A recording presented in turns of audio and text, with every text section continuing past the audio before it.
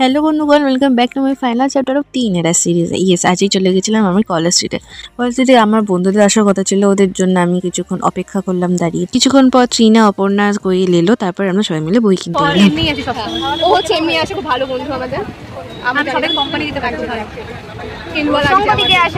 একটা বই প্লাস্টিকও নাকি এরা খুলতে পারে না, তো এসে আমরা হাতে বানানো রুটি খাচ্ছি। কিছু বলতে চাচ্ছিল তুমি? এর মুখ থেকে 500 টাকা খরচা করেছে একটা পুরোনো বইয়ের পিছনে। আমি যদিও খাবারটা বানিয়ে এনেছি, আমাকে যে খাবার ফেরত দিবি না তো? খাবো না।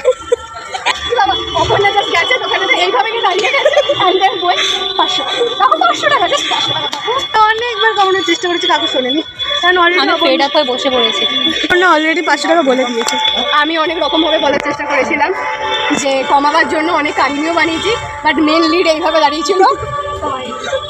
তো একবার যে নেবে সে যেহেতু বলে ফেলেছে, আর কি কমানো যায়?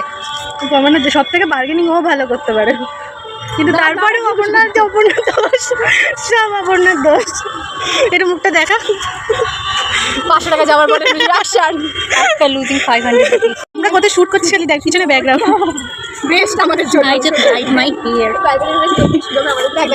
এই হচ্ছে সব থেকে বেশি হচ্ছে টাকা কমিয়েছে।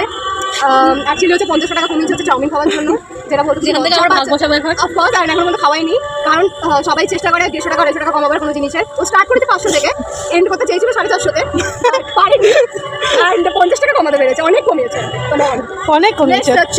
চেয়ার আপ, কমান, হাতালি হাতালি।